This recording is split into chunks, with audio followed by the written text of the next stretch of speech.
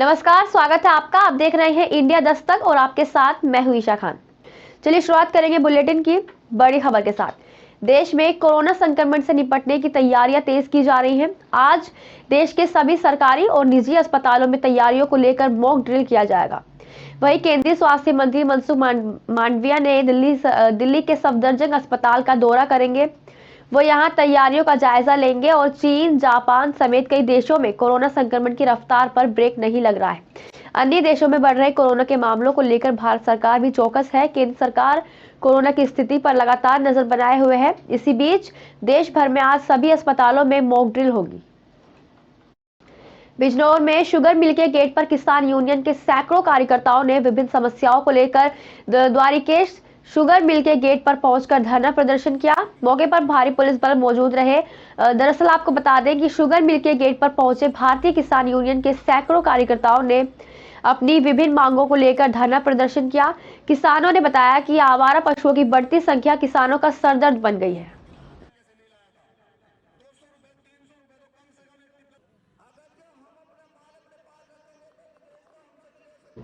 बिजनौर के जंगलों में ड्रोन कैमरे से एसपी राम अर्ज, क्षेत्राधिकारी और आबकारी विभाग ने की छापेमारी। पुलिस ने 900 लीटर अवैध कच्ची शराब बरामद की है और अभियुक्त जंगलों का फायदा उठाकर मौके से फरार हो गए।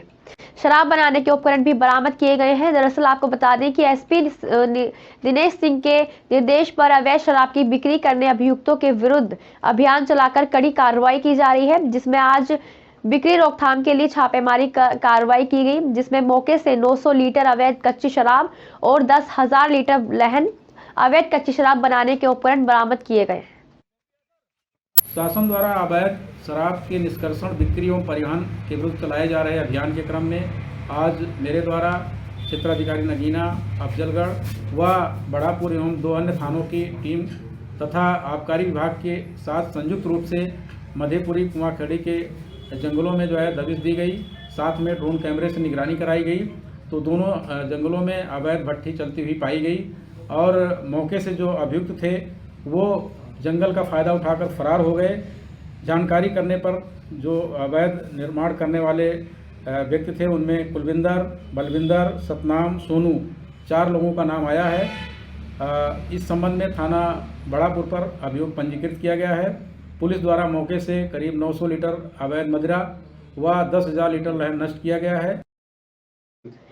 बिजनौर में पुलिस लाइन परेड ग्राउंड पर पुलिसकर्मियों द्वारा किया गया बलवा ड्रिल का आयोजन अभ्यास किया गया। जिलाधिकारियों ने पुलिसकर्मियों की ड्यूटी के लिए 200 बॉडी प्रोटेक्टर को भेंट दिए।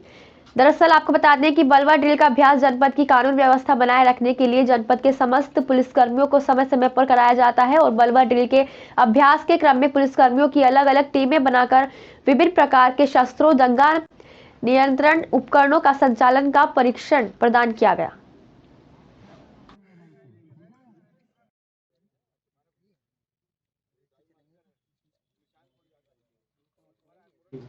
बिजनौर में घर के कमरे में लटका हुआ युवक का शव मिला। युवक का शव लटका मिलने से परिजनों का रो रो कर बुरा हाल है। वहीं सूचना पर पहुंची स्थानीय पुलिस ने शव को कब्जे में लेकर पोस्टमार्टम के लिए अस्पताल भेजा है। साथ ही बता दें कि 12 साल पहले युवक की शादी हुई थी और कोई संतान को नहीं थी। पुलिस ने आत्महत्या की आशंका जताई है। साथ ही बताया जा रहा है कि युवक शराब पीने का आदी था।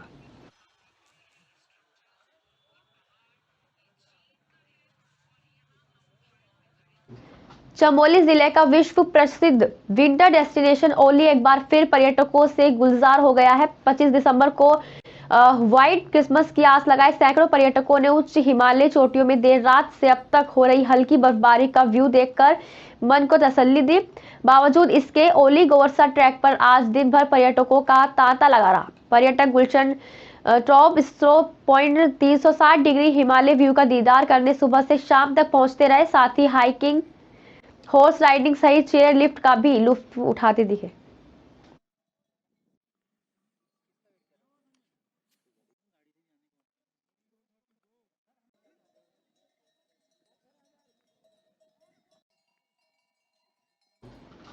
मां भगवती राजराजेश्वरी का नवरात्र हरमनी तल्ली में तृतीय दिवस के अवसर पर क्षेत्रीय विधायक ने रिबन काटकर शुभारंभ कर मां राजराजेश्वरी और देवी देवताओं का आशीर्वाद लिया। आजकल हरमनी दिल्ली में नवरात्रि की खूब धूम है। श्रद्धालु, रिश्तेदारों और जनप्रतिनिधि अतिथियों का हर दिन भीड़ उमड़ रही है। सोमवार को हरमनी तल्ली में आयोजित हो रहे नवरात्रि में बतौर मुख्य अतिथि शिरकत करते हुए क्षेत्रीय विधायक भूपालराम टमटा ने इस दरमियान स्थानीय लोगों की समस्याओं को भी सुना और उनकी समस्याओं के निदान के लिए हर संभव प्रयास करने का आश्वासन दिया। हरमनी तल्ली में नवरात्रा का तीसरा दिन है और माननीय विधायक जी मां भगवती के दर्शन के लिए यहाँ पे पहुँचे हैं। मैं सभी क्षेत्रवासियों से ये कहना चाहती हूँ कि आप हमारी ग्राम सभा में सभी लोग आएं और मां भगवती का आशीर्वाद लें और मां भगवती सबको सुखी और संपन्न रखे। मुझे देव दर्शन का सौभाग्य मिला और निश्चित रूप से ये हमारी मान्यताएं हैं, हमारी धार्मिक परंपराएं हैं और मैं तो बड़ा सौभाग्यशाली हूँ कि आज हरमनी तल्ली के जो हमारी कमेटी थी, समिति थी, इन लोगों ने मुझे यहाँ आने का जो सौभाग्य दिया है। मैं इसके लिए पूरी समिति का, ग्रामवासियों का, हरमनी तल्ली वासियों का, क्षेत्रवासियों का, सबका आभार व्यक्त करना चाहता हूँ, धन्यवाद करना चाहता हूँ। और रही इस क्षेत्र की बात तो निश्चित रूप से हमारे ग्रामीण अंचलों में आज भी बहुत सारी ऐसी समस्याएं हैं जिनका हमें निराकरण भी करना है, निदान भी करना है। और मेरा तो ये ध्येय है कि मैं अपने क्षेत्रवासियों की जन समस्याओं का, उनकी भावनाओं का सम्मान करूं। कसरावत के समीप छोटी कसरावत में मुरुम का अवैध खनन करते हुए खनिज विभाग ने एक जेसीबी मशीन जब्त की। खनिज विभाग की सूचना मिलने पर अपने अमले के साथ मौके पर पहुंचकर जेसीबी मशीन को जब्त कर जिस पर खनिज विभाग अधिनियम धारा से वर्ष 2022 का प्रकरण दर्ज किया। खनिज विभाग की कार्रवाई के बावजूद अवैध खनन नहीं रुक रहा है। हम लोगों को सूचना मिली थी कि यहाँ पर अवैध उत्खनन किया जा रहा है जेसीबी के द्वारा। मुखबिर द्वारा प्राप्त सूचना के आधार पर कार्रवाई की गई। तो वहाँ पर हम लोगों को एक जेसीबी मिली, हम लोगों को मिट्टी का खनन करते हुए मिली, तो उसको जब्त करके हम लोगों ने इस पर कार्रवाई करी मध्य प्रदेश गौण खनिज नियम 2022 के अंतर्गत। संविधान का चौथा स्तंभ मीडिया को कहा जाता है, लेकिन इस युग में चौथा स्तंभ भी सुरक्षित नहीं है। सच्चाई दिखाने पर कैसे मीडिया कर्मियों के साथ षड्यंत्र रचा गया, झूठे मुकदमों में फंसाने की कोशिश की जाती है। सच्चाई दिखाना, किसी के काले कारनामों को उजागर करना प्रदेश में मीडिया कर्मियों को अब महंगा पड़ता हुआ दिखाई दे रहा है। कैसे धामी सरकार में मीडिया कर्मियों के खिलाफ फर्जी मुकदमा लिखवाने के षड्यंत्र रचे जा रहे हैं। दो पक्षों की ओर से लिखित पत्र मिला है जिस पर जांच करवाई जाएगी। जो भी तथ्य सामने आएंगे उस पर कानूनी कार्रवाई अमल में लाई जाएगी।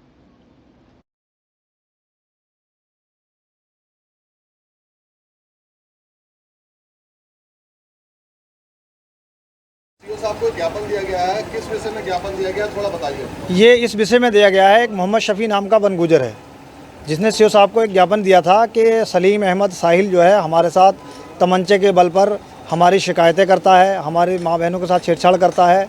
उसके विषय में आज हम इस बात का खंडन करने यहाँ आए थे, ये कि ये हमारे साथ ऐसा कुछ भी साहिल की तरफ से नहीं किया गया। वो साहिल हमारी भी और कई लोगों की मदद करता है, इसलिए सफ़ी जो है ये काम उसके हैं। वो हमेशा विभाग में झूठी सच्ची शिकायतें करता है, बनगुजरों पर दबाव बनाता है, बोले आप जो है मेरे कब्जे में रहो, मैं छप्परे गिरवा दूंगा, नोटिस निकलवा देता है। अभी बिजली का मामला पीछे आया था, उस मामले में उसने कहा कि आपके जो है 50,000 रुपये खर्च होंगे, लाइट नहीं आपकी कटेगी। उसी मामले में साहिल बीच में आ गया। साहिल ने कहा मेरा जय साहब से मेरी बात हो गई है, आपका कोई पैसा नहीं लगेगा। उसकी साहिल से व्यक्तिगत लड़ाई है। साहिल उसके एक मामले में उसकी बहू है जिसका नाम सायरा, वो कोर्ट में मामला चल रहा है।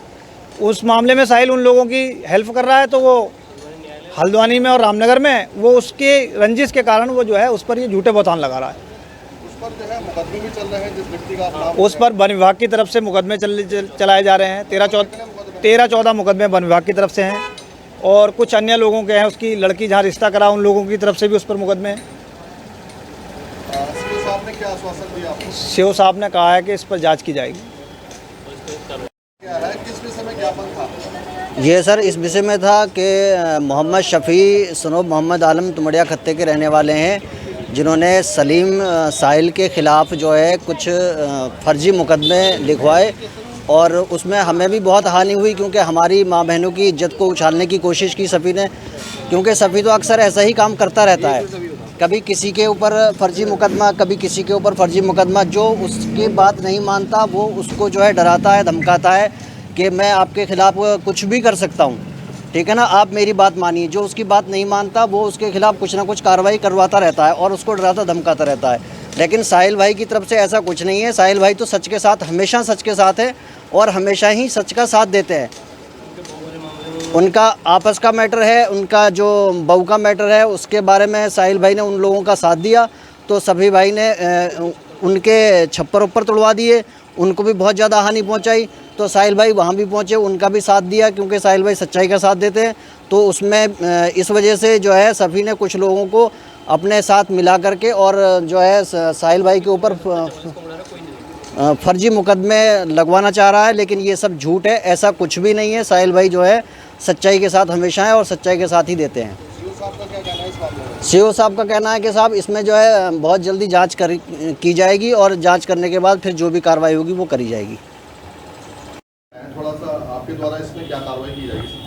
देखिए, ये मालदन में गुजर खत्ते से संबंधित कुछ लोग आज मेरे पास आए थे। एक उनके द्वारा मेमोरेंडम दिया गया है, जिसके संबंध में मेरे द्वारा जांच कर आवश्यक कार्रवाई कराई जाएगी। इससे पूर्व भी क्या कहते हैं, कुछ लोग दूसरे के पक्ष के खिलाफ कोई शिकायती प्रार्थना पत्र दिया था, उसमें भी हमारे द्वारा थाना स्तर पर जाँच की जा रही है। जाँच में जो भी कार्रवाई होगी निष्पक्ष की जाएगी। सर, इनका कहना है कि जो पत्रकार जिस पर आरोप लगाया जा रहा है वो निर्दोष है और जबरदस्ती उसको फंसाया जा रहा है। देखिए, जो भी एलिगेशन जो भी लगा रहे हैं उस एलिगेशन की जांच की जाएगी और किसी के खिलाफ निष्पक्ष होकर कार्रवाई की जाएगी। सर, अगर जो ज्ञापन दिया गया है अगर ये गलत पाया जाता है तो क्या सर उस पक्ष पे कार्रवाई होगी आपके द्वारा? देखिए, जो अगर नियमानुसार जो CRPC और IPC के अनुसार जो भी कार्रवाई होगी वो की जाएगी। आज के लिए बस इतना ही। देखते रहिए इंडिया दस्तक।